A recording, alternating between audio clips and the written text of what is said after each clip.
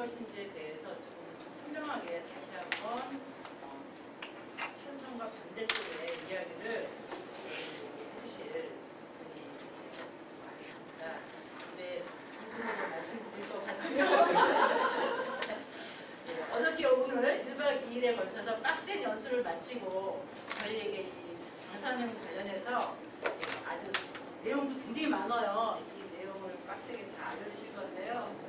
잘 들으시고요. 이따가 이후에 질문을 통해서 또 더 학습해가는 그런 방식을 가져고요. 일단 우리 안에서는 그래도 방사능 관련해서는 전문가이십니다. 정규 목사님을 소개해드리겠습니다.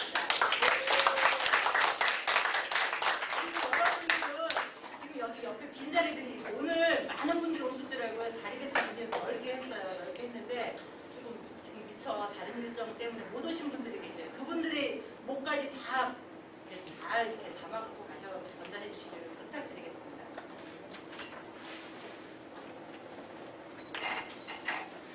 안녕하세요. 안녕하세요.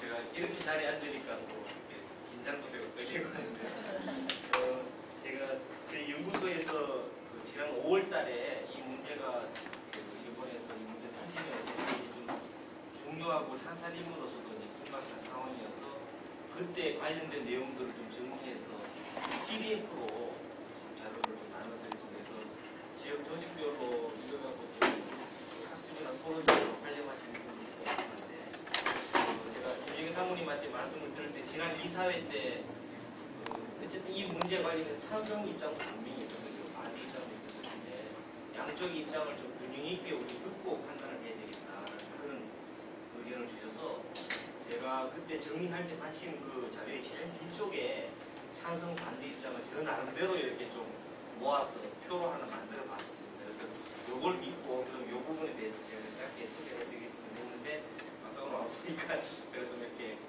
강의하는 그 방식이 될 것 같은데요. 그 자료에 담겨있는 기본적인 내용은 그냥 조금 길지만 또 읽어봐주시면 좋을 것 같고요. 좀 중요한 내용들 좀 생각하고 그리고 좀 연수 갔다가 와서 마침 2시간 정도 시간이 남아서 좀 이 자료만 갖고는 좀 한계가 있을 것 같아요. 어떻게 하면 좀 시각적으로 이 내용을 잘 전달해 드릴까 해서 사진 자료들 중심으로 좀 모은 것이 쓰고 있다가 좀 말씀을 드리겠습니다. 그래서 먼저 제가 이 주제와 관련해서 저도 이렇게 생각의 변화가 많이 있었는데요. 저는 이제 환경 쪽에 이제 전공을 하면서 이 방사능 특히 뭐 핵발전소라든지 위험성이랄까 여러 가지 사회적 문제가 있는 것은 저도 알고 있지만 그것이 아닌 다른 대안을 우리가 채택할 수 있을까에 대해서 저 스스로도 자신이 없었어요. 예를 들어서 우리가 이제 그 핵발전소가 위험하니까 그러면은 뭐 재생에너지라든지 이런 쪽으로 가면 되지 않느냐라고 하는데 실제로 현재까지 우리나라가 축적되어 있는 기술을 가지고는 재생에너지를 현재 에너지 소비량의 10% 이상을 충당시키기 어렵습니다. 그렇다고 해서 석유 한 방울 나지 않는 나라에서 이 화석에너지에 의존하기도 어렵고 그러니까 가만히 따져보면은 참 이 위험한 핵발전소를 계속 안고 가야 되나 운명처럼 이런 고민들을 사실 했었고 많은 이제 그 환경단체에 이 반에 운동하는 사람들이 있지만 실제로 만나서 이야기를 해보면 참 고민을 많이 했었습니다. 그러다가 바로 지난 3월 11일 날 일본에서 후쿠시마 핵발전소 사고가 나면서부터 사람들의 생각이 많이 바뀌게 됐어요. 바뀌게 되면서 이거 뭔가 우리가 좀 새로운 선택을 해야 되겠다라는 생각들이 많이 일어나고 있고 중요한 것은 핵발전소가 위험하니까 다른 선택을 해야 된다고 할 때는 선택하는 사람들이 거기 따르는 책임과 부담을 져야 돼요. 내가 현재 누리고 있는 것을 그대로 누리면서 다른 선택을 하는 건 불가능한 상황이 있기 때문에 그 핵발전소 위험하면 다른 어떤 방향으로 가자라고 할 때는 다른 방향으로 가고자 하는 사람들이 그것에 따르는 부담과 책임을 져야 되는데 그 정도 각오를 할 수 있느냐 라는 데 있어서 일본의 이제 핵발전소 사고가 보여준 그 충격 때문에 부담을 지겠다라고 생각하는 사람들의 비중이 이제 많이 늘어나게 되는 그런 상황이라고 보시면 될 것 같고요. 여기 제가 그 자료집의 제일 뒷부분에 찬성 반대 입장들이 있는데 굉장히 팽팽합니다. 팽팽한데 그걸 제가 경제적 측면, 환경적 측면, 또 기술 사회적 측면으로 이렇게 좀 이 주장들을 구분을 해놨었습니다. 해놨는데 일단 제가 이 찬성 반대 입장을 쭉 한번 소개를 해드리고 앞부분에 자료를 다시 한번 보시면 좋을 것 같습니다. 그래서 먼저 이 찬성 입장에서는 명확합니다. 왜냐하면 핵발전소 말고 현재 우리나라가 누리고 있는 이 경제 구조, 생산과 소비 구조, 그 다음에 생활의 수준들을 유지할 수 있는가? 그래서 핵발전소의 이 찬성 입장을 가진 사람들은 그러면 핵발전소에 의한 전기가 아닌 촛불로 갈 거냐? 심지어 극단적 이런 식으로 이야기를 하고 있습니다. 과거로 돌아가자는 거냐? 라는 이런 이제 주장들을 하고 있고 그 주장의 배경에는 현재 우리나라가 가지고 있는 이 경제 구조, 규모, 생산과 소비의 이 방식들이 그러한 주장들을 상당히 설득력 있게 뒷받침해 주었습니다. 그래서 핵에너지 말고는 대안이 없지 않느냐라는 것이고요. 또 하나는 이제 지금 현재 이명박 정부가 들어와서 핵발전소라고 하는 것이 새로운 수출 효자 품목으로 등장을 하게 됐습니다. 아랍에미리트하고 이 원전 수출 수주 계약을 맺고 하면서 그 당시만 해도 계획이 반대했습니다. 이걸 가지고 핵발전소 기술 가지고 새로운 우리나라의 성장 동력, 자원도 부족한 이 나라의 새로운 성장의 동력을 상대까지 이제 계획을 세우고 야심차게 했었는데 지금 그게 이제 일본 후쿠시마 사태가 벌어지면서 거의 물거품처럼 된 어쨌든 그런 상황입니다. 그래서 국익 창출에 기여한다.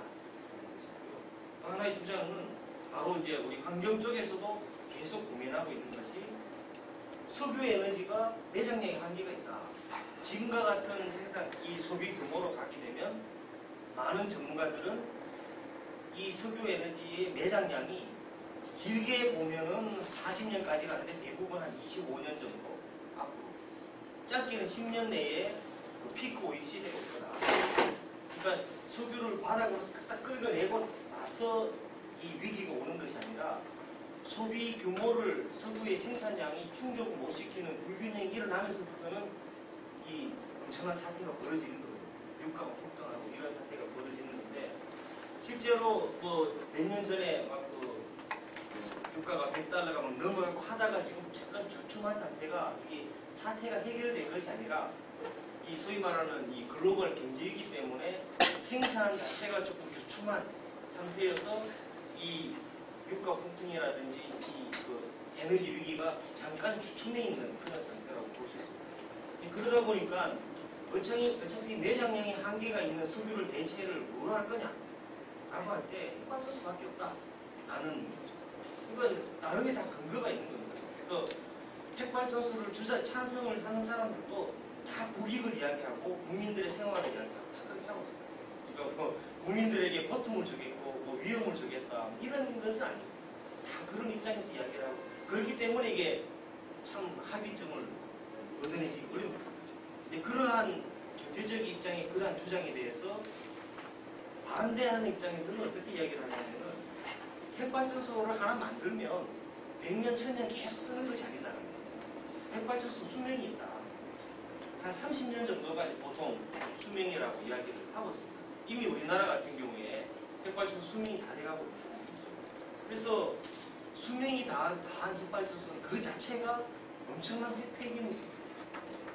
이러한 부분들인데 이제 경제적 입장에서 이야기하는 쪽에서는 뭐냐면 값싼 에너지, 값싼 에너지, 값이 싸다.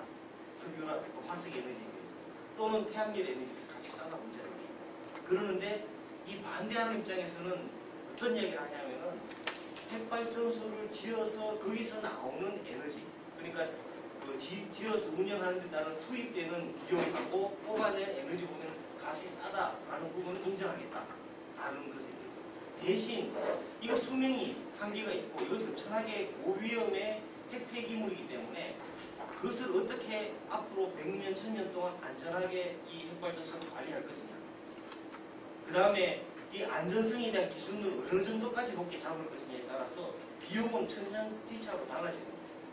그리고 핵발전소를 가동하면서 나오는 이 폐기물, 저준위 폐기물, 고준위 폐기물이 있는데 그것을 어떻게 안정적으로 관리할 것이냐 다 돈이거든요. 그렇게 따져보면 절대 값이 싸지 않다는 주장.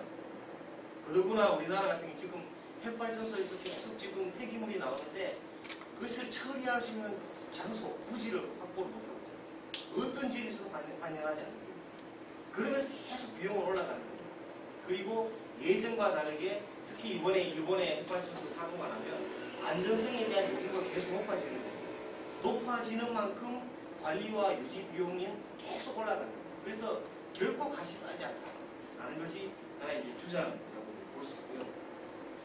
또 하나는 이 그 핵발전소라고 하는 것이 값이 싸다라고 하는데, 그러니까 일반 그 자연 그 재생 에너지에 비해서 싸다라고 하는 것은 그만큼 재생 에너지를 제대로 효율적으로 이용할 수 있을 만큼 전부 기술 투자를 안 한 거다. 재생 에너지, 친환경 에너지에 대해서 기술 투자를 하고 거기에 대해서 많은 기술이 개발이 되고 하면 값은 훨씬 싸진다. 독일 같은 경우에는 그걸 갖고 기술 수출하는 점, 우리나라는 상대적으로 거기에 투자를 안 한다. 재생에너지, 친환경 에너지에 대해서 투자를 하지 않은 상태에서 그것하고 이것하고 비교하면서 맞지 않다. 이런 이제 이야기를 하고 있습니다. 그래서 더 나아가서 이제 핵발전소를 하나의 수출 품목으로 삼는다 하지만 재생에너지를 제대로 투자해서 우리나라 정도의 자본과 기술력이 축적된다면 제대로 투자해서 그런 어떤 기술력을 확보하면 이것 갖고 수출할 수 있지 않느냐. 이제 이런 이제 쪽이 또 하나의 주장이고요. 반대하는 입장에서. 그리고 또 하나 이제 중요한 쟁점 중에 하나는 화석 에너지, 특히 석유가 매장량이 한계가 있다. 수명이 앞으로 한 25년, 짧게는 10년. 근데 우라늄은 그러면 핵발전소에 올린 우라늄은 무궁무진하냐? 그건 아니다. 이제 그 국제 원자력 기구에서도 이야기하는 것은 우라늄의 지금 매장량이 길게 잡으면 한 75년. 그래서 우라늄도 그러니까 피크 오일이듯이 피크 우라늄이 있다는 거죠. 이게 1000년 정도 이렇게 100년, 1000년 쓸 정도로 우라늄이 풍부하다면 또 이제 다른데 이것도 한계가 있고 그럼 어떻게 할 거냐? 라는 이제 것이 또 하나의 이제 주장이고 아까 말씀 이게 좀 다른 차원이긴 합니다만은 핵연료를 재처리하는 데 있어서 이게 바로 핵무기, 군사무기로 연결되는 부분이 있습니다. 이런 부분에 대해서 국제사회에서 감시망이 계속 이제 작동을 하고 있고 이런 부분들이 있습니다. 그래서 경제적인 측면에서 한쪽에서는 경제적으로 봤을 때 핵발전소가 굉장히 값이 싸고 경제적으로 효과적이다, 효율적이다라고 한다면 반대하는 입장에서 똑같이 경제적인 논리를 갖고 핵발전소 결코 값이 싸지 않다라는 이제 주장을 하고 이게 이제 부딪히고 있는 부분이고요. 그다음에 이제 환경적인 측면, 바로 이제 원자력 에너지는 깨끗하다. 값이 싸다 외에 또 깨끗하다 이야기를 하는 것이 뭐냐면은 바로 이제 우리가 지금 그 기후 변화, 지구 온난화의 그 주범이라고 불리는 온실가스가 바로 이 화석연료 소비를 통해서 많이 나오고 있죠. 물론 이제 축산을 통한 메탄가스도 나오긴 합니다만 어쨌든 온실가스를 배출하지 않는 청정 에너지가 바로 원자력이다. 핵발전 에너지다라고 이제 이야기를 하고 있습니다. 그래서 깨끗한 환경적으로도 깨끗한 이런 에너지다. 그리고 아까 말씀드린 것처럼 화력발전, 바로 온실가스가 나오고 수력발전을 지으려면 산을 깎고 그 다음에 엄청난 지역이 이제 수몰이 되고 이게 생태계 파괴 아니냐. 그래서 원자력은 친환경적이다라고 이렇게 이야기를 하고 있습니다. 뭐 나름 다 이 근거가 있는 거죠. 거기에 대해서 이 핵발전소에서 이제 반대하고 비판하는 쪽 입장에서는 핵발전소를 가동하면은 온실가스가 안 나오느냐? 절대 그렇지 않다. 우라늄을 채취하고 수송하고 발전하고 이런 모든 과정 속에 여전히 그 속에서도 온실가스가 배출되고 있다. 이런 이제 이야기를 하고 있고 특히 이제 가장 이번에 일본의 그 후쿠시마 사태처럼 만에 하나 핵발전소 사고가 나서 방사능이 노출되면 이거 생태적으로 재앙이다. 어떻게 그거를 친환경적이라고 이야기를 하느냐라고 이제 이야기를 하고 있습니다. 그리고 이제 또 하나 이제 굉장히 중요한 문제가 있습니다. 뭐냐면은 우리가 그 기후 변화 시대에 에너지 소비도 전략해야 되고, 그렇죠? 많은 이제 그다음에 저기 친환경 그 재생 에너지를 많이 이용해야 되고, 이거는 뭐 핵발전소 찬성 반대를 떠나서 다 필요하다고 이야기를 하는데, 핵발전소에 대해서 이제 비판하는 입장에서는 바로 그러한 친환경 에너지로 전환하고, 그 다음에 에너지를 이용하는 데 있어서 보다 소비 규모를 줄이고 효율화시키고 하는 노력을 가로막는 최대의 장애물이 핵발전소다.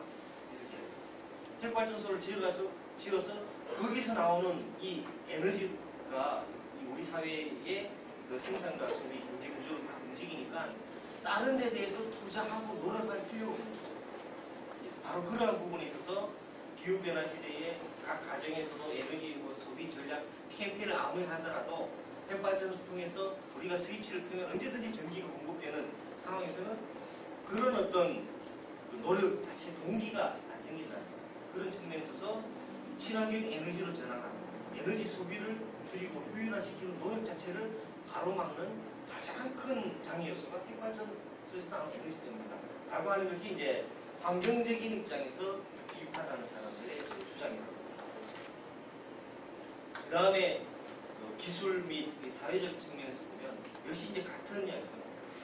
현재 우리나라에 쓰고 있는 전력 에너지의 30% 이상을 원자력에서 담당하고 있는데, 핵발전소 에너지에서 담당하고 있는데, 지금의 이 생활 소비 규모를 유지하는 데 있어서 이런 어떤 사회적인 수준이 있어서 그거를 핵발전소 말고 어떻게 대안이 있느냐 하는 이야기를 하고 있습니다. 그래서 핵에너지는 반드시 필요하다. 그리고 앞으로 말씀드렸습니다만은 핵발전소를 만들고 운영하는 데 있어서는 엄청나게 많은 어쩌면 최고의 과학기술이 이제 집중이 되는 거죠. 가장 위험한 만큼 고도의 에너지가 그 기술력이 투입돼서 핵발전소 유지하고 운영하는데, 그것이 가져다주는 그 기술에 대한 발전, 그리고 그러한 기술에 대한 발전과 노하우를 가지고 우리나라가 기술 수출도 할 수 있고, 이런 이제 이야기를 하고 있습니다. 그래서 우리나라가 석유 한 방울 나오지 않는 에너지 빈국인데, 핵발전소 기술을 우리가 잘 활용하면 에너지 수출국으로도 갈 수 있다. 이런 부분입니다. 그리고 또 하나는, 이거는 이제 그 핵발전소에 찬성하는 입장에서도 찬성이긴 한데 약간 주장의 측정이 다른 건데, 좋다. 핵발전소가 문제가 있고 뭐 위험하다. 근데 지금 당장 바꿀 수 없지 않느냐. 그렇다면 우리가 재생 가능한 에너지, 재생 가능한 에너지, 지금 현재 기술력으로 소비 수준이 한 10% 정도 충당한다면 앞으로 뭐 절반 이상 충당하는 시간이 필요하지 않습니까? 그런 시간이 필요한데, 그것을 결국에는 벌어줄 수 있는 건 과도기 상황에서 진행해 줄 수 있는, 소위 말하는 징검다리 역할을 할 수 있는 게 바로 핵에너지다. 이렇게 이제 주장합니다. 그리고 이제 국가 주권 안보 문제다. 핵발전 기술을 가지고 이런 이야기를 하고 있습니다. 그게 또 핵에너지가 핵무기하고 연결이 되니까, 또 이제 한쪽 그룹에서는 우리나라도 핵연료 재처리 기술을 가지고 미국에서 이제 계속 통제를 하고 있기 때문에 못하는 건데, 그래도 이제 그걸 가지고 이제 핵무기도 만들자 이런 데 주장하는 그룹도 있고, 어쨌든 뭐 다 이렇게 초점이 다르긴 하지만 이제 뭉뚱그려서 보면 이제 핵발전소 찬성에 포함되어 있다면, 이제 반대나 또 비판하는 사람들의 주장은 역시나 이제 만에 하나 이 사고가 났을 때 준 사회 경제적 심리적 충격, 지금 일본의 경우를 보듯이 일본 사람들은 지금 거의 패닉 상태예요. 제일 지금 심각한 문제는 아무도 믿지 못하는 거죠. 정부가 이제 처음 초기 대응을 제대로 못하고 정보를 제대로 공개하지 않는 데 따른 그 불신이 있다 보니까 그 이후에 모든 것을 안 믿어버려요. 처음 사고가 났을 때 신속하게 대피령을 내리고 해야 되는데, 나중에 이미 방사능이 노출된 이후에 조치 취했다는 것을 알았을 때 아무도 안 믿지 않습니까? 이런 어떤 사회적 불신이 충격들이 있는 거예요. 근데 이런 것들 사회적으로도 굉장히 중요한 문제인 것 같고, 그다음에 역시 이제 그 이쪽에 그 기술, 그러니까 그 핵발전소 찬성하는 입장에서는 핵 에너지, 또 원자력 에너지는 깨끗하고 값이 싸고 안전하다는 거죠. 세 가지를 가지고 이제 이야기하고 있습니다. 안전하다라고 하는 부분이 있어서 3월 11일 후쿠시마 사태가 일어나기 전까지만 해도 그게 다 먹혔죠. 라고 다 이제 믿고 거기에 뭐 최고의 과학기술이 다 투입이 돼가지고 하고 있는데 과연 현재 우리가 인류가 축적해 있는 과학기술 가지고 핵에너지를 제대로 통제할 수 있는가에 대한 물음표가 불신이 생기는데 그러니까 결국 기술 안정성 장담할 수 없다라고 했는데 이게 이번에 그런 이번 경험을 하면서 상대적으로 기술적 안전성에 대한 주장은 많이 지금 줄어들고 있습니다. 대신 이제 우리나라의 정부는 일본의 핵발전소하고 우리나라하고는 다르다라는 이야기를 이제 많이 하고 있습니다만 이제 사람들이 잘 안 믿는 그런 상황이 되었습니다. 그리고 이제 안전성에 있어서 아무리 핵발전소를 안전하게 짓는다 하더라도 짓는 땅, 그 부지가 안전해야 되잖아요. 우리나라도 지진의 안전지대는 아니다라는 것은 이미 과학적으로 다 밝혀져 있고 그런 부분이죠. 거기에다가 핵발전소는 아닙니다만 방사능 폐기물 처리장 같은 것들을 짓는 일련의 경주 같은 데도 그렇고 어떤 방식으로 하냐면은 지질 조사를 해서 가장 안전한 데다 지은 것이 아니라 주민투표해가지고 찬성률 제일 높은 데다 지은 거거든요. 그게 이제 2천억 정도의 이제 경제적 보상을 믿기로 해서 주민투표. 그러니까 과학하고는 다른 정치 논리로 이게 만들어지는 이런 부분들에 있어서 이 지질학적 안전성 이런 것들을 제기를 하고 있는 것입니다. 그리고 이제 또 하나 문제는 이 다른 에너지하고 좀 다르게 핵발전소는 한 곳에 에너지 시설을 지어가지고 거기서 생산된 고출력 에너지를 아주 먼 거리로 이제 보내는 방식입니다. 어떻게 보면 그게 굉장히 중앙 집중식 이런 방식이고 그만큼 전문성을 요구하는 만큼 일반인들이 접근할 수 없는 그러니까 이제 비밀주의, 관료주의 이런 이야기들을 많이 하고 있어요. 그래서 에너지 민주주의를 이야기하는 사람들은 가장 그것에 대비되는 게 이제 핵발전 에너지다. 대신 이제 친환경 에너지, 뭐 풍력이라든지 수력이라든지 이런 거는 각각 지역별로 소규모로 다 가능하니까 지역 자립에 기반한 에너지 이러니까 이제 민주적으로 에너지 민주화의 실현 가능한 이런 주장들이 이런 배경에서 나오는 거죠. 결국 뭐 그런 거죠. 어떤 문제가 생기면 일반 시민들이 알고 싶어 하는데 핵발전과 관련돼서 그걸 제대로 정보를 제공해 줄 수 있는 사람은 그 분야의 전문가인데 그 분야의 전문가들이 대부분 이쪽 영역에서 관련해서 역할을 하고 있는 겁니다. 이런 것이 참 딜레마라고 할 수 있습니다. 근데 최근에 그런 전문가주의가 만들어 놓은 이 성벽 같은 것이 무너지게 된 배경이 바로 이제 트위터라든지 소위 말하는 소셜 네트워크에 나타나면서 무너지기 시작합니다. 어쨌든 이런 어떤 찬성 반대 입장이 굉장히 강하게 부딪혔는데 문제는 3월 11일 일본의 그 사태가 일어나기 전까지만 해도 국민 여론조사를 해보면 약 한 70대 30 내지는 60대 40 정도로 찬성하는 의견들이 많았습니다. 특히 그 위험하지만 그 시설을 유치함으로써 우리 지역 경제 한번 제대로 살려보자라고 하는 그게 엄청나게 이제 많은 이 경제적 보상, 인센티브가 같이 따라오기 때문에 그런 쪽 해당 지역 같은 경우는 찬성률이 더 높았죠. 이런 것들이 이제 3월 11일 전과 후로 많이 바뀌게 됐습니다. 여론조사하는 거하고는 제가 이따가 보여드리도록 하겠습니다. 그래서 그것과 관련해서 제일 중요한 것은 현재 우리나라는 어떤 상태인가가 사실 제일 중요한 것 같습니다. 자료집에 대해서 14페이지인데요.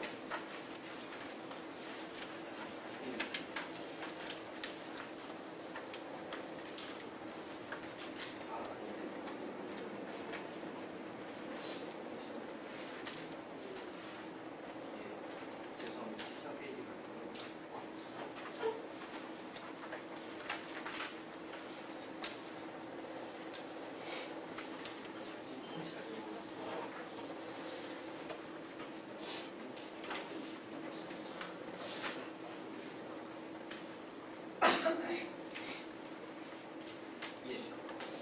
가지고 계신 자료에 19페이지입니다.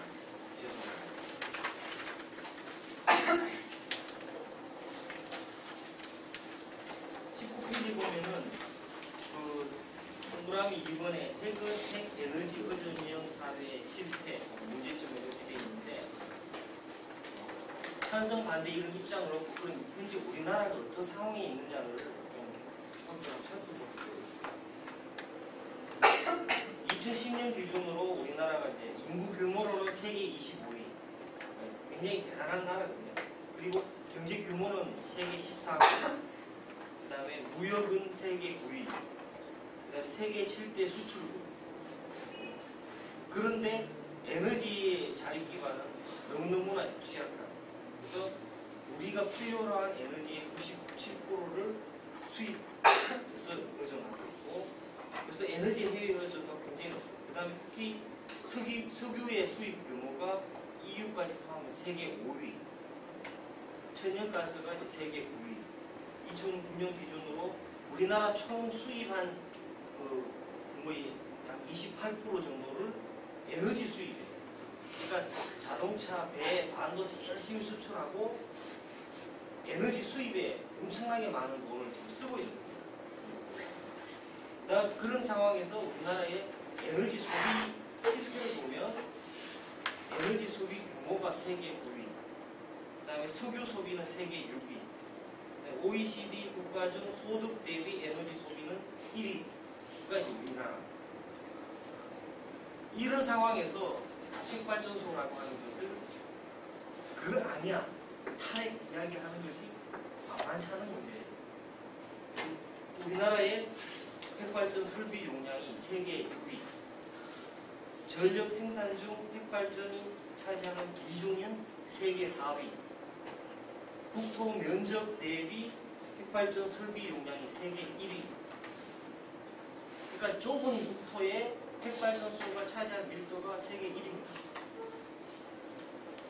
그러니까 당연히 이 내용만 보면 이 정도의 경제 규모를 유지하는데 우리나라에서 생산되는 에너지 자립 기반 너무너무 취약하고 대부분을 수입해서 쓰고 있는데 핵발전소만큼 대안이 없는 거고, 그리고 실제로 핵발전소가 차지하는 이 비중이라는 건 엄청나게 높은 거예요. 그런데 이것이 원자력 문화재단에서 이야기하듯이 값싸고 깨끗하고 안전하면 걱정하지 않아도 그렇지 않습니까? 그런데 일단 값이 싸고 깨끗하고는 그 다음 안전한가? 에 있어서 아니다라고 하는 것을 3월 11일 이후로 사람들이 충격 속에 고민을 하고 있습니다. 그래서 제가 이제 그런 예를 좀 드는 거고, 뭐 좀 맞는 비유인지 모르겠습니다만, 만약에 이 후쿠시마 같은 사태가 저기 제3세계 아프리카 어떤 지역에서 일어났다. 그러면 아마 우리나라 사람들이 받는 충격은 적을 거예요. 그 위험한 걸 제대로 관리 좀 하지. 기술력도 부족하고 하면서 대책 없이 그런 거 지어놓고 라고 할 수 있습니다. 일본은 워낙 그 나라 자체가 이 자연재해가 많아요. 그래서 미국을 넘어서 세계 최강의 재난 안전 국가예요. 그만큼 국민 훈련도 많이 돼 있고 정부 시스템도 잘 갖춰져 있고 재난에 대해서 기술력도 가장 앞서 있습니다. 거기에다가 가장 이 기술의 안정성을 보장하는 게 핵발전소였습니다. 근데 거기서 이제 사고가 나거든요. 물론 1차적인 요인은 자연재해에서 발생됩니다. 근데 그것도 한 번 더 들어가 보면 이미 이번에 사고가 난 이 후쿠시마 핵발전소 지역이 원래 쓰나미가 과거에도 기록상 있었던 지역. 그래서 핵발전소를 주변으로 해가지고 방파제를 10m로 세계 어떤 나라에 방파제를 10m로 공급을 했었어요. 이미 그런 쓰나미 경험을 겪으면서 나름의 가장 안전한 기준으로 쌓았는데 그걸 넘어선 재해가 일어난 거예요. 그런데 그런 사고가 났을 때 그러면 그만한 위험한 것들을 운영을 하는 만큼 그것에 대비한 안전관리, 수습 대책 같은 게 받쳐진 걸로 알았는데 우왕좌왕 지금까지도 수습을 못하고 있었어요. 그러다 보니까 이제 사람들이 단순히 이게 일본 사람들 또는 뭐 국가가 무능력한 이 문제가 아니라 이 핵발전소라고 하는 것이 현재 우리가 가지고 있는 기술력 가지고 제대로 안전하게 관리 가능한가에 대해서 근본적으로 의문을 갖게 됩니다. 일본도 마찬가지입니다. 가장 당연하게 그렇게 생각을 했습니다. 그러니까 일본의 그 사고가 나고 나서 가장 충격받은 지역은 바로 핵발전소를 인근에 둔 지역 중입니다. 단순히 동해하고 일본하고 거리가 가까운 이걸 넘어서서 안전한 줄 알고 그 근처에 가까이 살고 있었는데 농사 짓는 사람들 그래서 이게 불안하지. 이게 이제 지금 우리한테 이제 던져진 숙제였습니다. 어쨌든 이 정도로 이렇게 일단 그 말씀을 드리고 이 뭐 방사능 오염과 관련해서 이 먹을거리 문제 같은 경우에는 사실은 이 문제가 먹을거리 문제하고 연결된 것은 그 1986년도에 체르노빌 사고가 나고 나서부터 했습니다. 근데 방사능이 노출돼서 사람들이 건강상의 피해를 입었는데 그게 단순히 그 핵발전소 사고가 나면서 직접 방사능에 노출된 경우보다가 더 많이 방사능에 피폭돼서 건강에 위해를 받은 방식이 뭐냐면 먹는 것, 먹을거리를 통해서 받는 것. 뭐냐면은 방사능 오염 물질이 먹을거리에 묻어 있는 것을 섭취해가지고 이것이 몸 안에 들어오면 몸에 이제 신체 기관에 붙는 거죠. 자연스럽게 배출이 안 됩니다. 근데 이 방사능 물질이 소위 말하는 반감기라고 하죠. 수명이 엄청나게 긴 거죠. 뭐 반감기 30년에서 뭐 100년 이렇게 가는 건데 몸 안에서 계속 방사능이 신체의 기관에 붙어서 방사능을 계속 배출하면서 그게 소위 말하는 체내에서 피폭이 일어나는 거죠. 그러면서 세포와 유전자에 변형을 일으킵니다. 그렇기 때문에 이게 정말 심각한 문제입니다. 일반 뭐 무지개기든 바이러스든 이러면 그를 뭐 세균을 죽이든지 그러면 되는 건데 방사능은 이거를 뭐 생명체가 아닌 거예요. 이렇기 때문에 이제 방사능 오염과 먹을거리 굉장히 밀접한 관련입니다. 특히 이 좀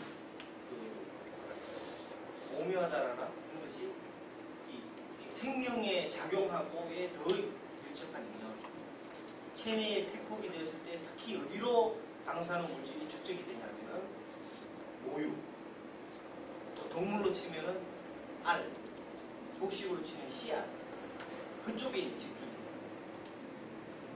이런 것들이 이제 굉장히 심각한 문제가 되고 그리고 이제 체르노빌처럼 일본도 그렇습니다만은 핵발전소 사고가 나고 방사능이 대기 중으로든 바다로든 이렇게 이제 유출이 되면 이게 떠돌아다니지 않습니까? 떠돌아다니다가 비라든지 뭘 통해서 땅에 내리면 땅 속에 이제 내려앉은 것이 식물의 뿌리를 통해서 그것이 예를 들어서 풀이다. 그냥 풀 속에 방사능 물질이 축적이 되면 이제 소가 가서 뜯어먹고 그러면서 소 몸속에 방사능 물질이 이제 축적이 됩니다. 그러니까 얼마 전에 일본에서 방사능 세슘에 오염된 쇠고기가 유통되었다 이런 이야기가 나오는 것이 그만큼 이미 하늘로 떨어진 방사능 물질이 땅으로 떨어진 물질이 물이라든지 이걸 통해서 풀, 사료 속에 들어가고 그것을 소가 이제 먹으면서 몸속에 축적됩니다. 이런 부분들이 그러니까 생물학적으로 계속 농축되면서 이 방사능 오염 농도가 올라갑니다. 이런 부분들이 이제 굉장히 큰 문제로 다가왔습니다. 그래서 우리 한살림 같은 경우에 이 문제를 비켜갈 수가 없는 안전한 먹을거리 이 부분에서 너무너무나 이제 중요한 문제이기도 하고 또 나아가서 지금 일본 같은 경우에 핵발전소 사고가 나고 반경 30km, 60km 내에 사람들도 다 대피시키고 농사를 못 짓도록 했거든요. 그러면 내년에 질 수 있느냐? 그게 아니다. 그러니까 방사능 오염 물질의 반감기가 우리 세대 다음 세대까지 계속 가기 때문에 그것을 완전히 흙을 갈아엎지 않는 이상 제거가 불가능합니다. 그러면 그쪽 지역은 이제 어떻게 보면은 황폐화된다고 볼 수 있습니다. 근데 우리가 이제 흔히 상식적으로 황폐화된다라고 하는 것이 완전히 사막처럼 바뀌는 것이 아니고요. 거기에 풀도 다 자라고 나무도 다 자랍니다. 그런데 생명체가 먹을 수 없는 것이 되어버려요. 그래서 체르노빌 사고가 나고 나서 카메라 기자가 이제 가서 찍으면 숲도 우거지고 막 울창합니다. 막 사슴도 뛰어다니고. 근데 이게 도대체 뭐가 오염되느냐라고 하는데 방사능 물질이 생체 조직에 들어와서 그 속에 붙어있는 거예요.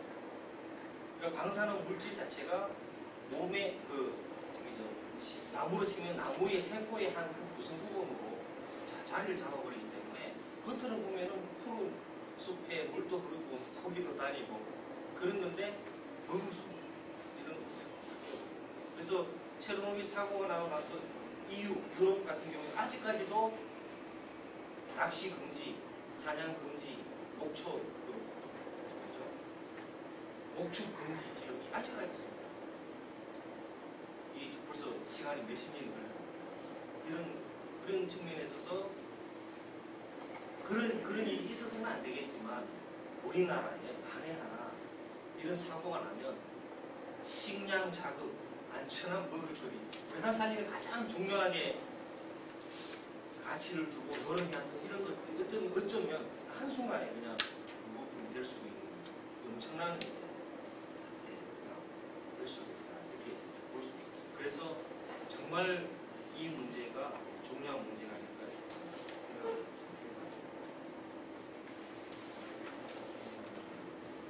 그리고 그 일본의 이번에 그 사고가 나고 나서 이제 생협들의 역할을 짧게 말씀드리겠습니다. 지난번에 저희들 6월 초에나요? 생활그룹 회장님 모시고 가사님 이 주제가 토론회를 했습니다. 그래서 이번에 이 쓰나미 그다음에 폭발적 사고가 나고 나서 일본 사회에서 사람들 인식이 많이 바뀌었다고 합니다. 그러니까 우리나라보다 훨씬 더 홀로 개인으로 살아가는 미숙해 있는 사람들이 가족의 중요성, 이웃 관계의 중요성 이런 것들에 새롭게 인식하게 됩니다.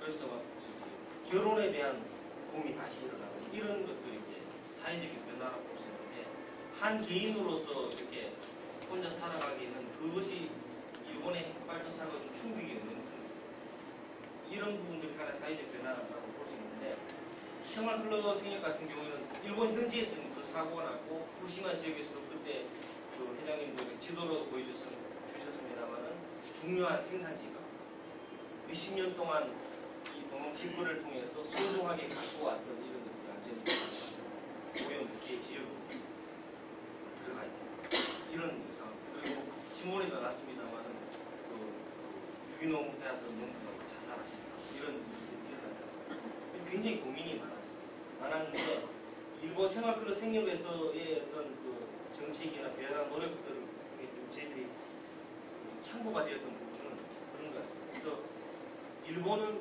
86년도에 그 우소련의 체르노빌의 그 사고가 나고 나서 방사능 그 생활클럽 생협에서 취급하는 물품의 방사능 오염의 기준치를 전국보다도 10배 더 강화했어요. 그렇게 했는데 이번에 그 사고가 나고 나서 그 기준치를 완화시키고 있어요. 정부 기준치랑 같이. 얼마나 고민이 많겠어요.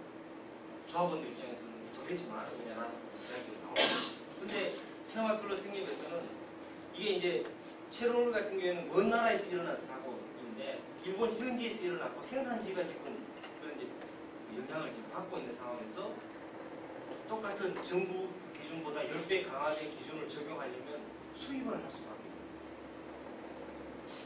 그러면 이 먹을거리의 안전성을 위해서 소비자 조합원들이 원하는 그 안전한 먹을거리 기준을 충족시키기 위해서 수입을 할 것인가 아니면 기존의 그 관계를 맺어왔던 생산지와의 위협력 관계를 놓치지 않고 어떻게 끌고 나갈 것인가 이 고민할 수밖에 없지 않습니까?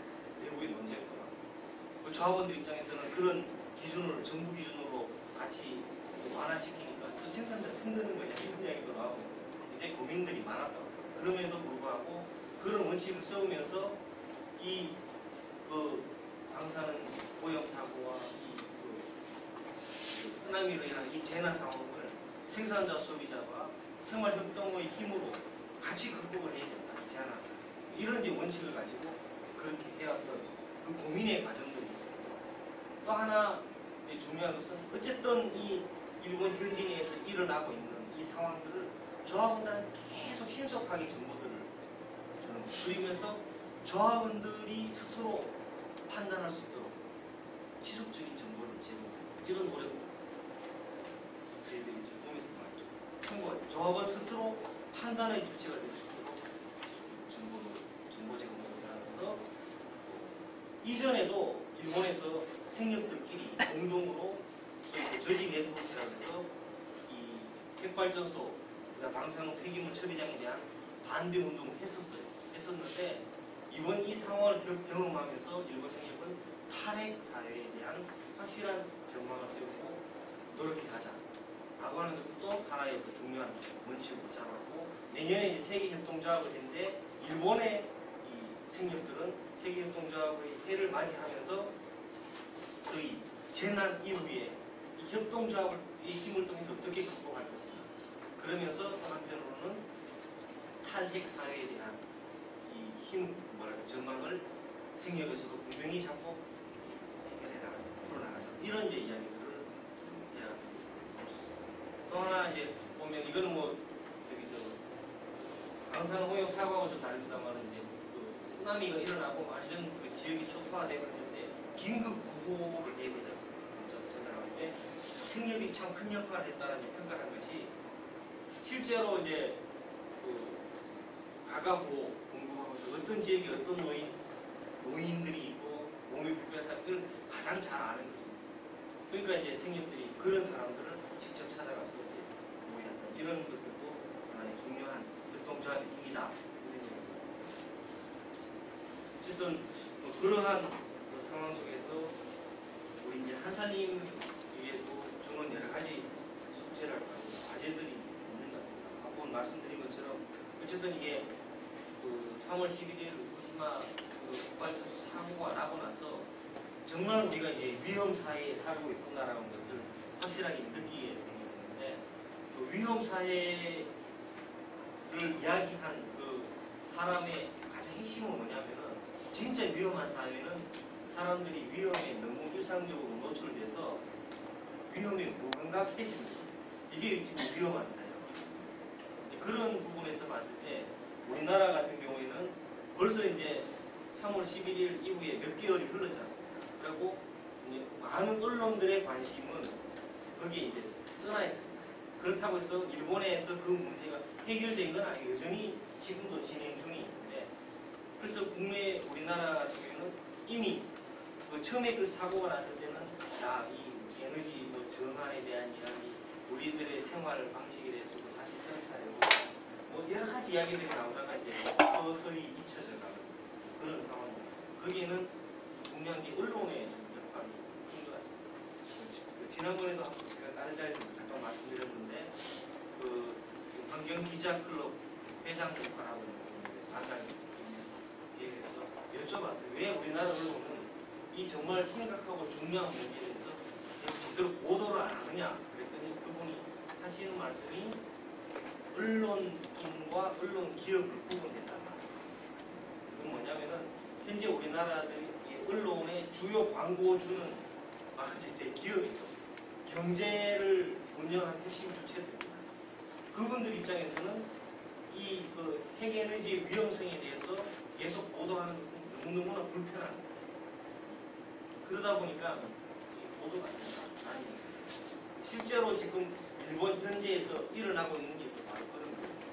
소위 지금 일본의 그 간 총리가 있는데 왕따를 당하고 있어요. 이 사람은 이제 탈핵 이야기를 한 거죠. 근데 원래 그 이전에 별로 정치적으로 신망을 못 받아서 한계는 있었습니다만 사고가 나고 나서 탈핵에 대해서 탈핵사에 대한 자기 전망을 세우고 핵발전소 가동에 대한 중지 이런 조치를 취하니까 온 곳에서 이제 반격이 일어나는데 거기에 핵심 주체들이 이제 경제계 당연히 타격을 받게 되죠. 이러면서 지금 뭐 싸움이 벌어지고 그러니까 이제 간 총리가 좀 쉽긴 했지만 어쨌든 이 탈핵세에 대해서 이렇게 가는 데 있어서 역할을 해야 되기 때문에 시민사회는 간 총리를 지지하고 있고 나머지 이제 정치 그룹하고 경제 그룹하고 공격하고 끌어내리려고 하고 있고 지금 그 사태가 벌어지고 있는 것 같습니다. 어쨌든 그런 상황인데 우리 이제 그 한살림 같은 경우에 이러한 어떤 문제 속에서 생활, 이 흑동의 힘을 가지고 어떻게 이런 좀 위기를 좀 극복해 나갈까 그냥 과제로 남아있고 그래서 다시 제가 이제 한살림 선언을 보면서 놀랍게 이제 발견된 부분을 보는 것 같습니다.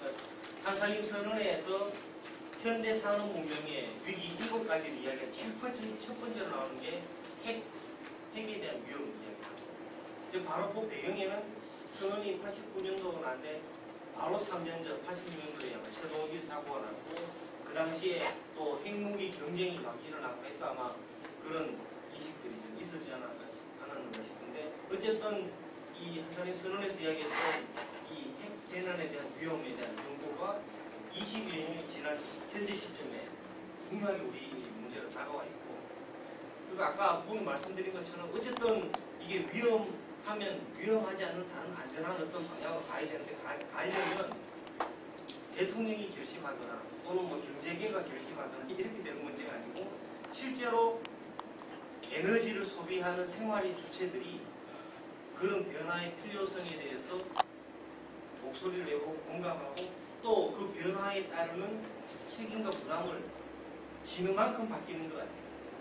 그래서 뭐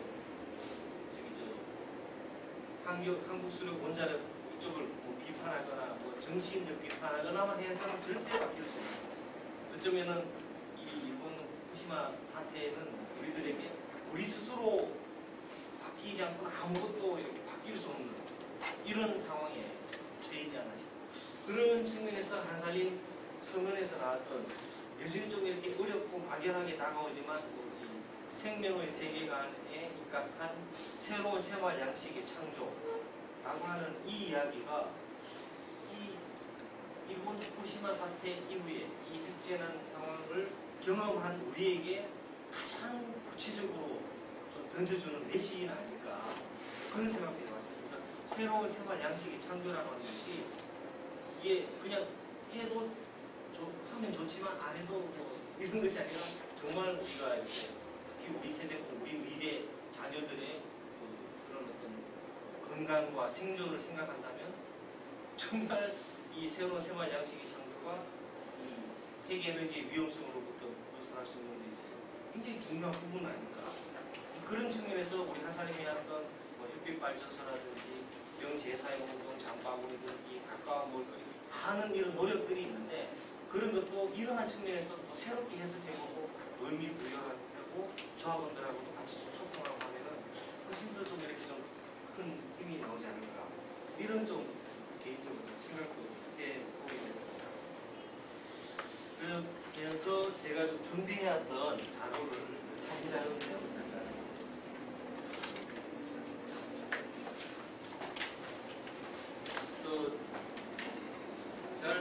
이 그림은 많이 보셨을 것 같아요. 이 후쿠시마 지역에서 이 사고가 일어나고 나서 반경 20km, 30km 내에 살던 사람들을 다 이제 이주시켰고 거기에 방목되어 있던 가족들은 다 살처분 해버렸어요. 그랬는데 이 30km를 넘어서서 반경 60km 바깥에 있는 거기서도 속에 이제 소고기 속에 방사능색슘이 발견되고 이런 일들이 벌어지는데 저희들이 주목할 부분은 반경 20km 이내에 살고 있는 지역 주민들의 숫자입니다. 20km 이내에 거주 인구가 7,820명, 30km 이내에 17만 2천 명 이렇게 되어 있습니다. 이 사람들이 이제 현재 자기 고향으로 못 돌아가거든요. 이렇게 되어 있는데 이것을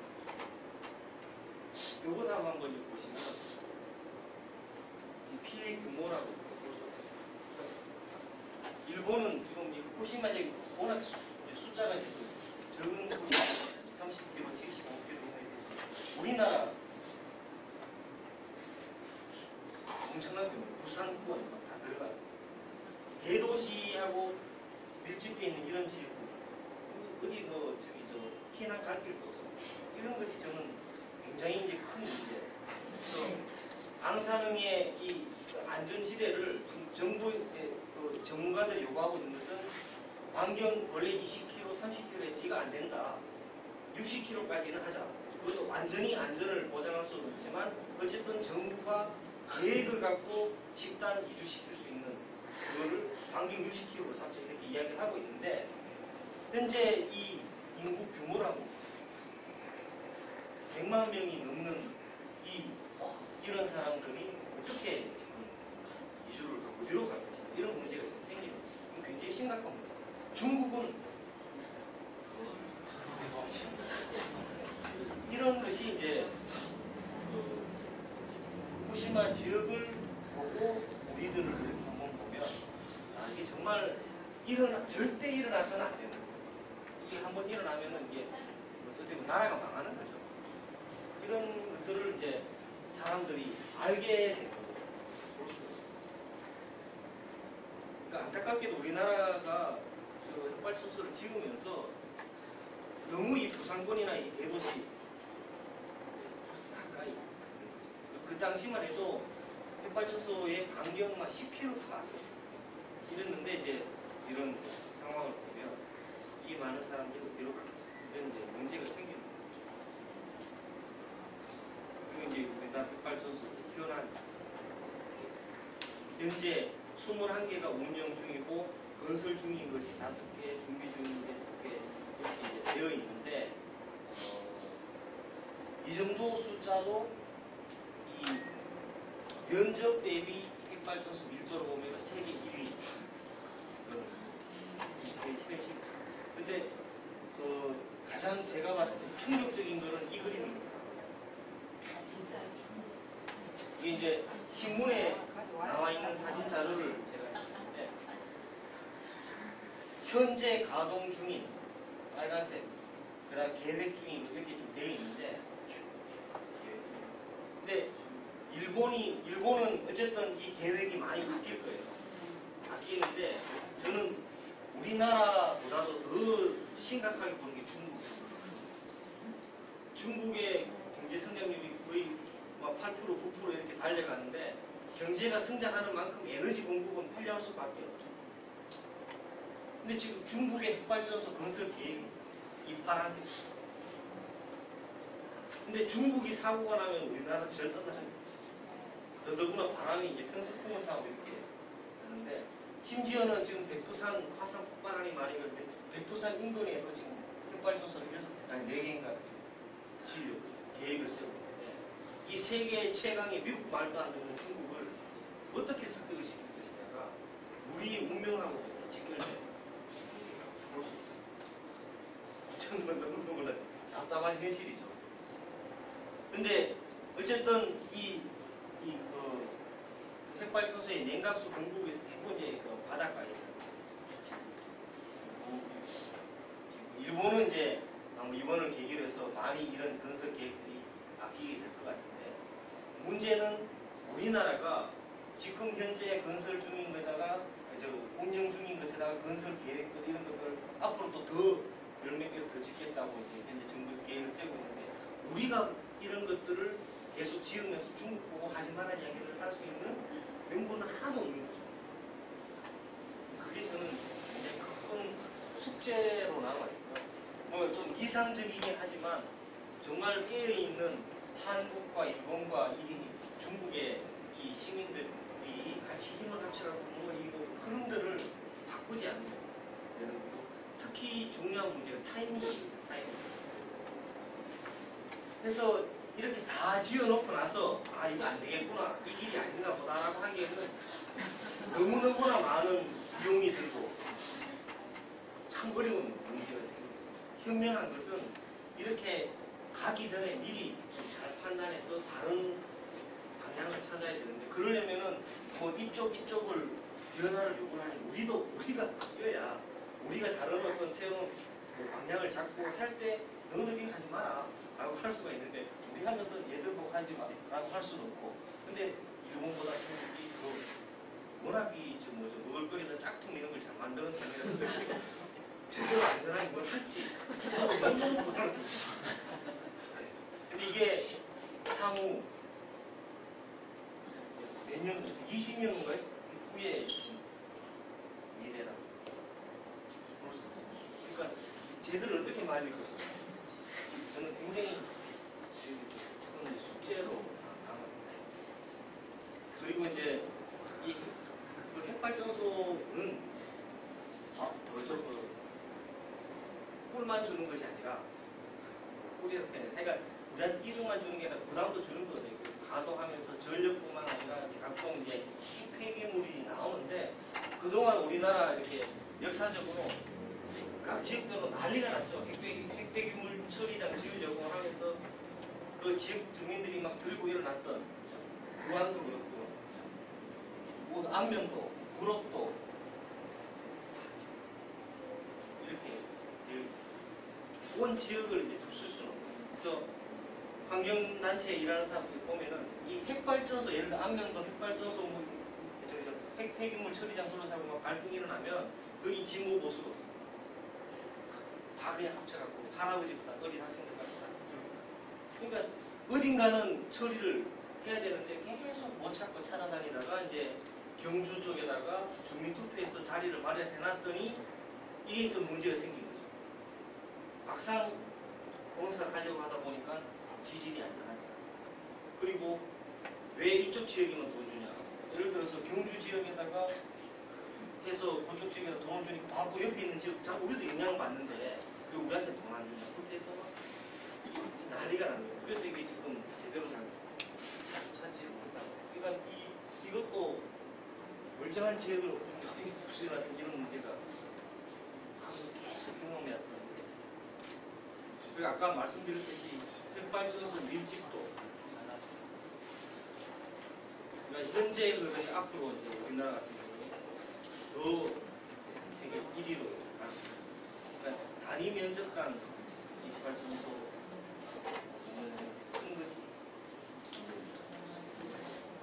그래서 일본 같은 경우에 핵발전소 사태가 일어나면 그러니까 모든 그 어느 정도의 경제 성장 수준을 갖고 있는 국가들 같은 경우에는 대부분 이게 위험하지만 대안이 없고 현재 우리가 누리고 있는 생활 수준을 그대로 계속 하고 싶고 이러니까 이제 계속 그 찬성률이 높았는데 이게 바뀌어버린 겁니다.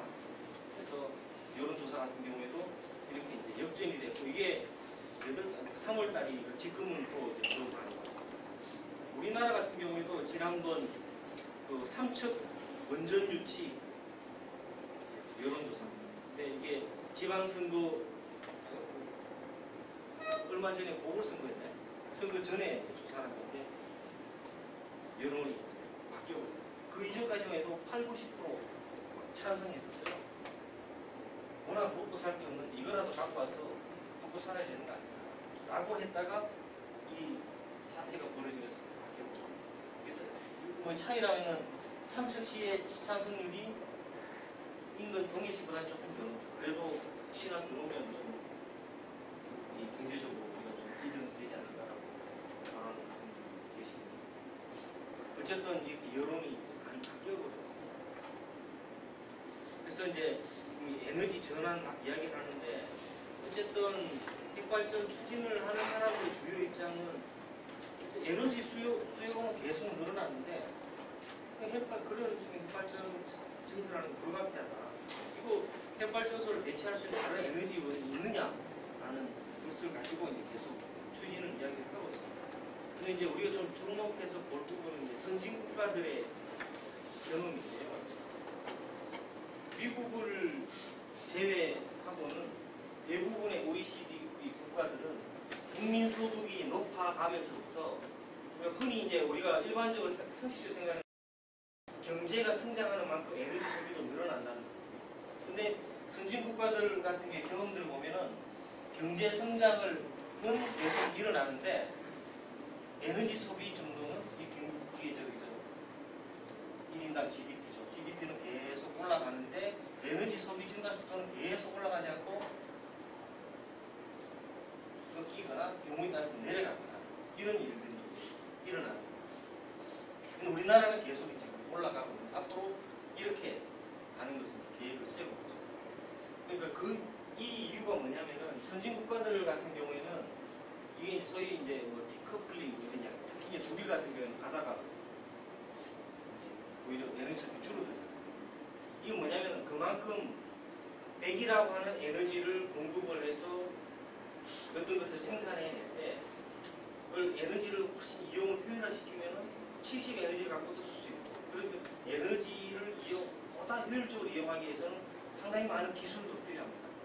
그런 기술 개발 그 다음에 그 자연으로부터 오는 태양광이든 이 재생 가능한 에너지를 이용하는 데 대한 투자 이런 노력의 결과로 경제는 성장하지만 경제의 체질을 바꾼 거예요. 에너지를 이용하는 체질을 바꿔서 성장을 하되 에너지 소비는 줄어들고 이런 경험들을 우리가 잘 살펴볼 필요가 있는데 현재 우리나라의 에너지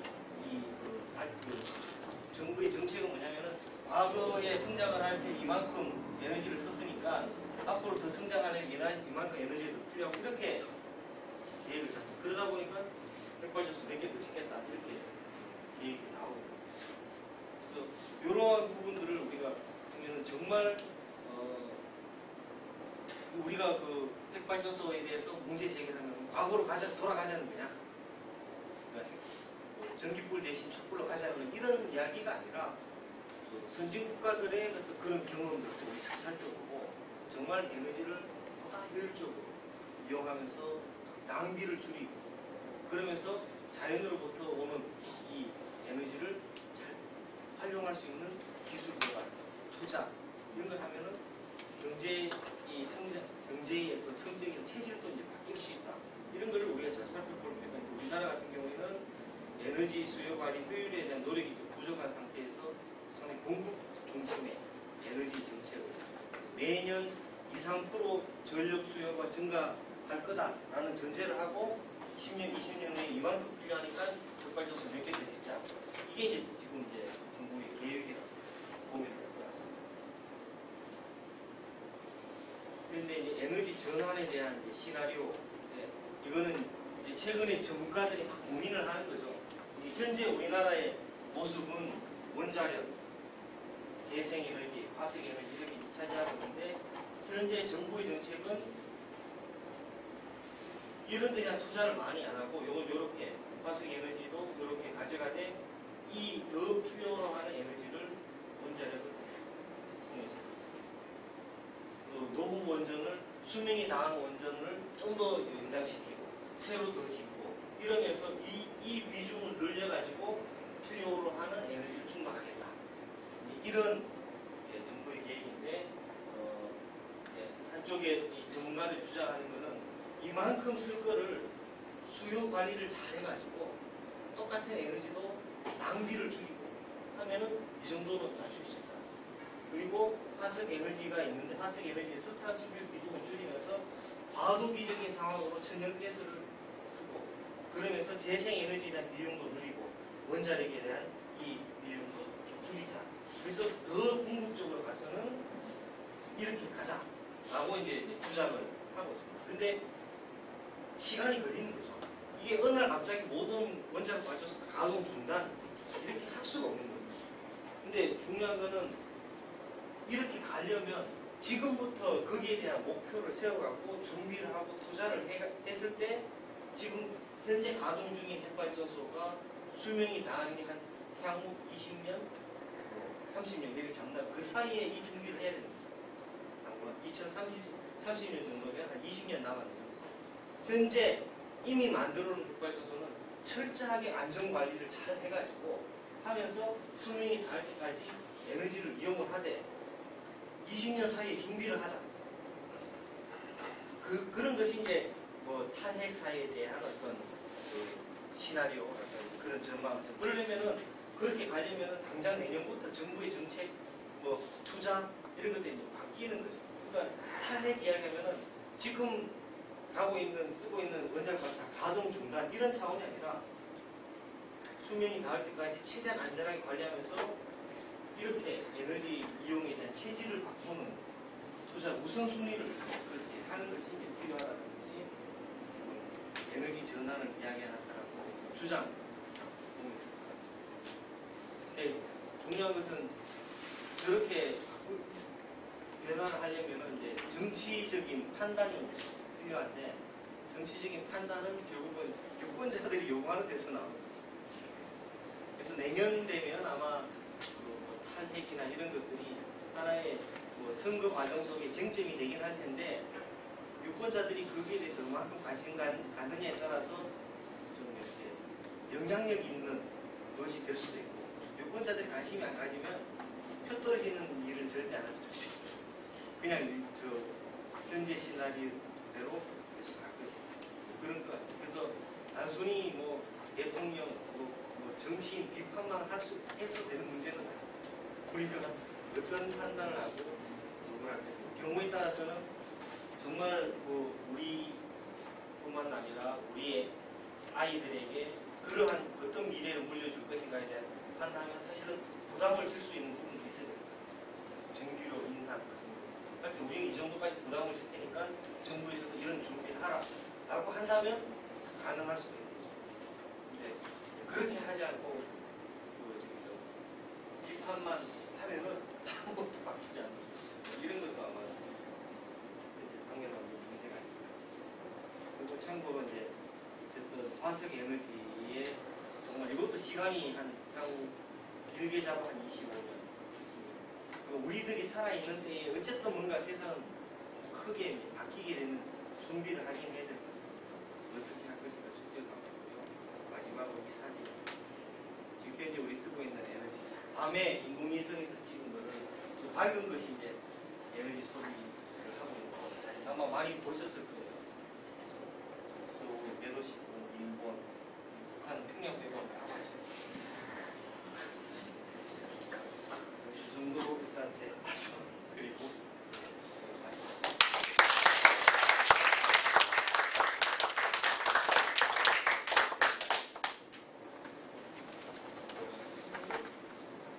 묘연하게 설명을 너무 잘해주셔가지고 참 이해가 됐죠. 반대 입장과 찬성 입장에 대해서 얘기해주셨고요. 저희가 지금 한국이 완전하게 의존하고 있는 현실에 대해서도 얘기를 드렸고 일본 세협에서 지금 진행되는 내용에 대해서도 저희가 다시 한번 확인하는 한살림에서는 조금 이제 오늘 중간자 입장에서 얘기를 해주신다고는 하셨지만 그래도 한살림 생명의 세계관에 입각한 입장에서 이렇게 좀 나가야 되지 않는가라고 의견을 받아서 내용을 주셨어요. 혹시 좀 더 이렇게 보신 자료들이나 말씀하신 내용 중에서 궁금하신 사항이 있으시면 질문을 통해서 같이 알아가는 과정이 있거든요. 궁금하시거나 그런 거 있으시면.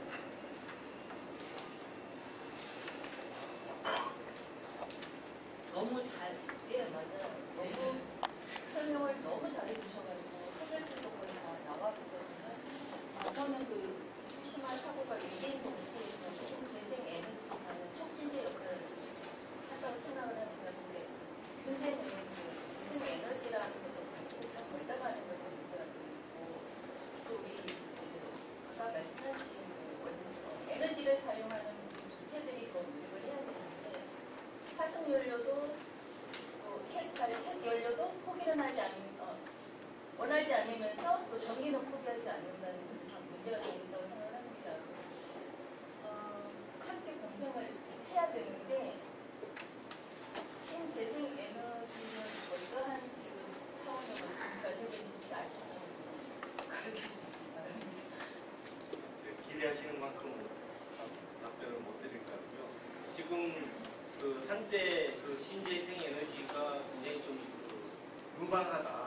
정부에서도 그런 정책의 방향을 바꿀 때 해서 사업적 판단을 갖고도 많은 사람이 뛰어들었는데 다들 힘겨워하고 있어요. 정부에서 그만큼 전형적인 투자에 대한 관심이 없어서 힘겨워하고 있는 그런 상황이고 최근에 어쨌든 좀 이렇게 그 대안적인 그 에너지 쪽에 이제 운동하는 사람들이 마을 자립형 에너지 이런 쪽으로 해서 사람들이 막 모여가지고 논의도 하고 있고. 근데 저도 기술적으로는 충분히 잘 모르는데 그쪽 관련된 사람들을 만나보면 이미 그 신재생 에너지와 관련해서는 상당한 기술력들이 축적이 되어 있다. 독일 같은 경우도. 근데 그런 것들을 우리가 적극적으로 활용을 해야 되는데 전체적인 어떤 정책의 방향이 그쪽이 아니다 보니까 그런 역할을 할 수 있는 여지들이 너무너무 없다. 이렇게 많이 이야기를 하고 최근에 어쨌든 후쿠시마 사고가 일어나고 나서 그 새로운 어떤 에너지 전환, 그 신재생 에너지에 대한 고민들은 많이 하고 있는데 제가 듣기로는 어쨌든 이것이 되겠다. 석유 위기 시기 이후에 신재생 에너지에 대해서 사람들이 많이 관심을 갖고 정부도 투자를 할 것이다라는 것을 사업적으로 판단하고 움직인 사람들이 다 지금 도산하거나 이런 어려운 상황이 들었었어요. 참고로 이것과 관련해서 이 소위 말하는 그 선진 국가들이 독일도 그렇고 이렇게 그 에너지 이용에 대한 체질을 바꾸게 된 배경이 뭐냐면은 1973년도하고 75년 오일 쇼크 일어났잖아요. 오일 쇼크가 일어났을 때 이거 안 되겠다 해서 에너지 이용에 대한 효율화라든지 이런 것들을 계속 기술적으로 투자하고 경제적인 생산 규모를 만들고 있어요. 심지어는 일본 같은 경우에도 오일 쇼크 이후에 상당히 많은 부분들을 바꿨어요. 심지어는 제가 어떤 사람 이야기를 듣기로는 똑같은 하나의 물건을 만드는 일본하고 우리나라하고 비교를 하더라고요. 제 경쟁력 관련해서 할 때 일본이 10이라는 에너지를 투입해서 이걸 만든다면 우리는 30이라는 에너지를 투입해서 이걸 만들고 있다. 어떻게 이게 국제 경쟁력이 되겠냐. 그만큼 우리나라의 에너지는 에너지 이용에 대한 효율화에 대해서 너무 관심 없이 계속 공급 중심으로 정책을 해왔던 부분에 대한 비판을 하는 것을 들었어요. 그분은 경제학자였습니다. 근데 왜 이 오일 쇼크 때 이렇게 바뀌었는데 그때 우리나라는 뭐냐면 등화 간접훈련이 있었어요. 그러니까 이 석유 위기가 오면 이거 체질을 바꿔야 되겠다는 쪽으로 워낙 그 당시 상황이 그렇긴 했습니다만 불 끄기는 그러다가 이제 상황이 지나가니까 다시 이제 근데 최근 같은 경우에도 일본의 후쿠시마 사태가 일어나서 사람들이 다 이렇게 관심이 높아지고 하면 사실은 정부나 언론들이 이게 사실 그 흑발적수 문제뿐만 아니라 기후변화 시대고 정부에서 녹색 생활 실천하자 그렇게 홍보를 해도 시민들이 꿈쩍도 안 해요. 워낙 또 정부가 관계도 안 좋고 그렇잖아요. 근데 이걸 기회로 적극적으로 알리고 같이 하자 이렇게 해야 되는데 전혀 역할을 안 하고 있습니다.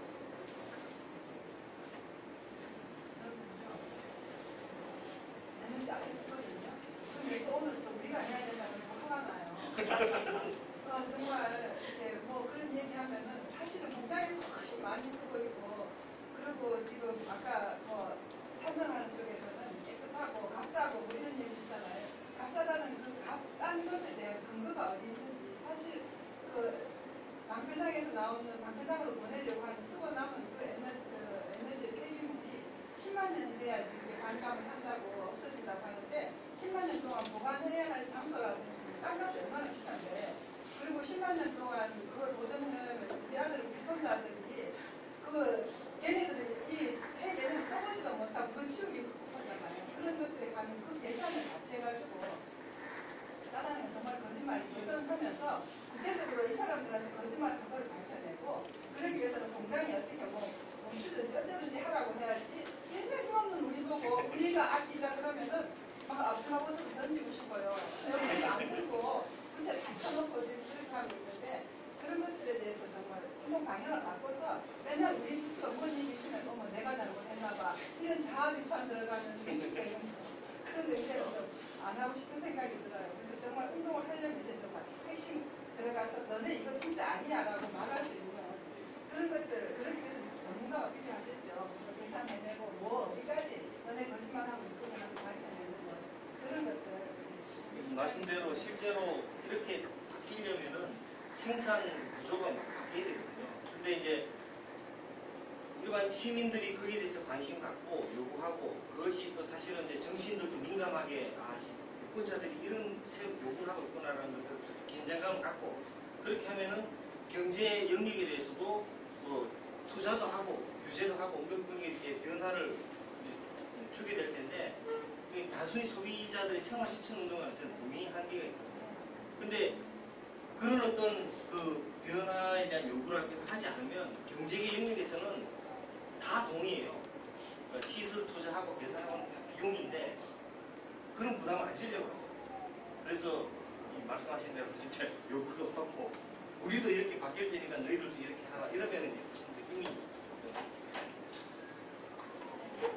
후원자가 그 정책을 요구할 때 부담해야 되는 개개인의 이 전기 에너지 비용 부담은 지금 현재와 비교해보면 어느 정도로 부담을 해야지 이게 정책 제한까지도 가능할 수 있는 수익일까요? 그래서 그 부분은 저도 정확하게는 이제 나와 있는데요. 이제 그걸 오히려 그 어떤 논리로 이야기를 하냐면은 지금보다가 심지어는 3배 정도 전기를 더 내야 된다라고 주장하는 쪽이 있는데 그 주장하는 사람들, 저 사람들이냐면은 핵에너지를 찬성하는 사람들.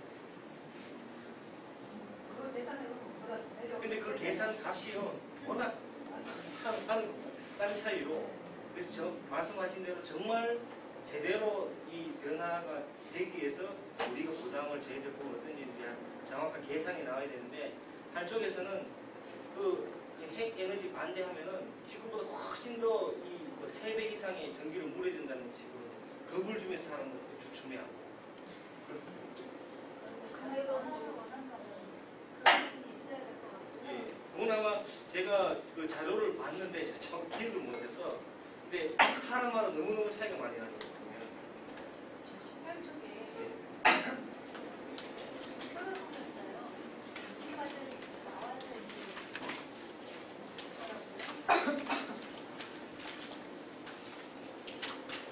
방사능 오염에 대한 대응하자 해가지고 국민한테 두 번째로 나왔는데 최선 이상 및 사용 위해 플라스틱 비행량 물성 쉬운 이렇게 나와 있거든요.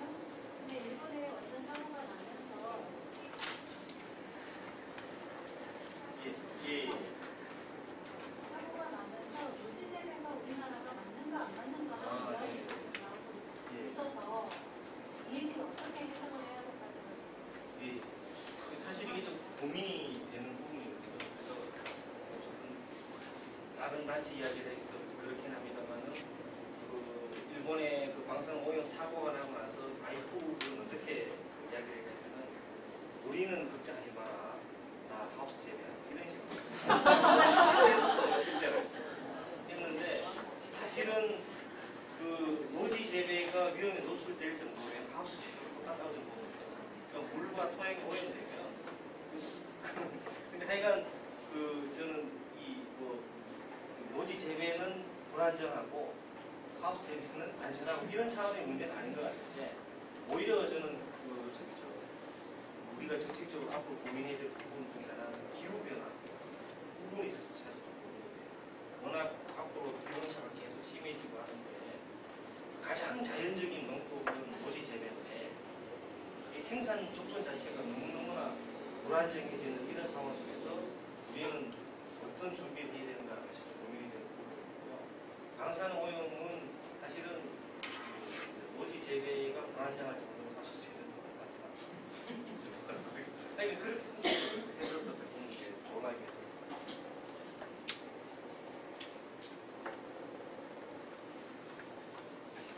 또 다른 질문 있을까요? 이거 바로 다음 것에 보면은 LNG 도시가스 있잖아요. 제가 지난주에 저희 강동구청에서 도시가스 발전소를 준비했어요. 그런데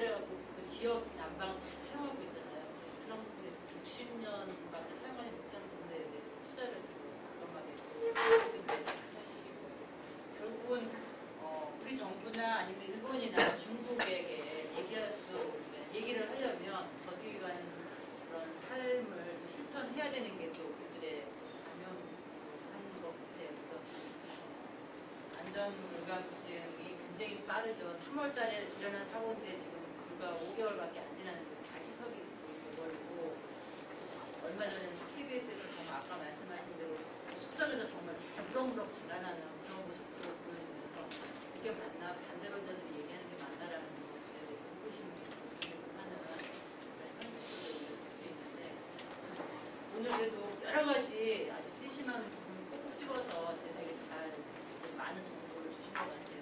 혹시 더 질문이 없으시면 아니, 하나만 더요. 예, 하나 말씀드릴게요. 아까 책임과 부담을 지겠다는 의지가 좀 많이 보였다는 공부드리고 똑같이 하지만 정말 공감 그런만 외쳐주면 이렇게 원전 다 나중에 또 멀다고 생각을 하긴 합니다. 근데 우리들의 실천이 좀 필요하기는 하고 많이 필요하고 특히 요즘 그 운동 쪽에도 다 한번 기가 되면 세계적인 글로벌화가 되거든요.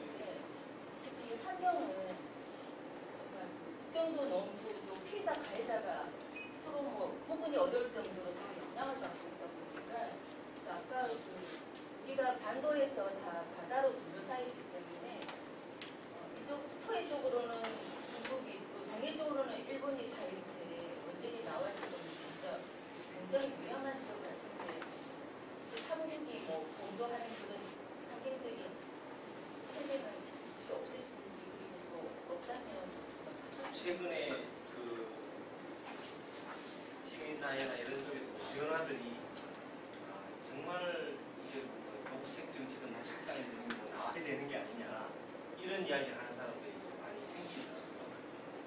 그래서 여러 그룹들이 막 동시다발적으로 이야기를 하고 있는데 사실은 독일이 아까 그렇게 바뀌게 된 것도 녹색 당이라고 하는 것이 역할이 컸었거든요. 그런 것처럼 그러니까 기존에 우리가 익숙해왔던 어떤 성장 방식이나 이런 데 대해서 좀 다른 목소리를 내는 대신 그것이 일반 생활인들하고 이렇게 마음으로 교감이 가는 저쪽은 그래도 좀 뭔가 새롭구나 라고 하는 어떤 새로운 어떤 정치적인 움직임도 일어날 것 같아요. 그런 부분에 있어서도 저는 중요하다는 생각이 듭니다. 그리고 이제 우리 한산인과 관련해서는 지난 6월 달에 저희들이 토론회를 하고 나서 소위 생협 내에서는 가장 먼저 토론을 했고 그때 오셨던 분들도 계시지만 한 20여 개 단체들이 왔었어요. 그만큼 한산인에 대한 기대가 굉장히 컸었던 거죠. 그 이유는 다르게 보면은 일본의 그 사태가 일어나고 나서 환경단체나 이런 중심으로 수많은 토론회를 했었어요. 근데 여론화가 안 돼요. 그리고 비슷한 생각하는 사람들끼리 계속 모여서 고민하고 토론하고 이랬는데 그러다 보니까 정말 일반 생활인들과 함께하는 가장 이 풍물분 대중조직을 갖고 있는 생협, 한산림에 대한 기대들이 있는 거죠. 그래서 이제 그때 그렇게 많이 왔었고 그러면서 이제 제가 그 이후에 관련된 사람들을 만나면서 대신 우리 한산림도 그런 부분에 고민을 하고 있는데 일반 그 시민운동하는 쪽에서 그룹에서의 호흡이나 속도와는 우리 고민이 다르다. 뭐 위에서 몇몇 사람 결정해서 갑시다 하고 가는 건 아니다. 그만큼 우리가 충분하게 또 고민하고 이런 자리처럼 내용도 나누고 하면서 정말 우리가 필요하고 느끼는 그런 만큼 준비해서 해나간다 라는 이야기 있었는데 아이쿠하고 다른 생협들 때 제가 좀 모니터링을 하는데 아이쿠 같은 경우에는 식생활 안전 쪽에 하는 중견 지도자 그룹 전문 교육 과정 속에서 이제 관련된 사람 불러서 듣고 좋다 그럼 우리도 한번 해보자 이런 이야기 해서 민우의 생협 같은 경우에는 이사회 차원에서 이 관련돼서 논의를 좀 다뤘는데 그러고 나서 한살림 어떻게 준비하고 전화가 왔어요. 한살림 하는 만큼 우리도 같이 한번 해보겠다. 우리는 하여간 여러 지역별로 서울뿐만 아니라 경남도 각 지역별 이런 관련된 논의들을 계속 하고 있는데 그런 논의 과정을 통해서 우리가 할 수 있는 잘할 수 있는 영역들을 좀 찾아가면 좋을 것 같아요. 둘의 생략은 조금 더 중요한데 지켜보겠다. 그런 어쨌든 제가 봤을 때는 이게 여론화가 되고 정말 그 생활인들의 어떤 실천 가능한 어떤 힘이랄까 이런 것도 나오려면 생협의 영역에서 움직이지 않고서는 기존의 시민운동 또는 이 전문가들의 그 역할을 보여주는 게 어렵지 않을까 하는 생각을 합니다. 사실 저 개인적 바람은 좀 그런 거 있습니다. 한살림이 그동안 그 추구해왔던 그 가치와 노력, 역할들 그리고 뭐 이런 처해 있는 사람들 봤을 때 일본 생협 같은 게 이미 그렇게 했듯이 뭐 예를 들어서 한살림은 정말 핵 없는 사회를 원합니다 라고 하는 것을 뭐 이렇게 좀 사회적으로 표명할 수도 있지 않을까 뭐 그런 생각도 들어요. 그걸 뭐 내년 총회 때 할 수도 있고 그래서 확실하게 좀 사회적으로 선언하는 것도 그것이 뭐 어떤 다른 의미로 이렇게 입혀지고 하진 않는 게 중요한 문제고 저 시대에 앞서간 고민을 하고 있는 그러네요. 그 개인 생각입니다. 김 박사님께서 개인 생각까지 담궈뒀던 개인 생각까지 말씀을 다 드려줬습니다. 그래서 저에게 오늘 원자력 관련한 상세한 정보들을 잘 준비해 주셨는데요. 감사의 뜨거운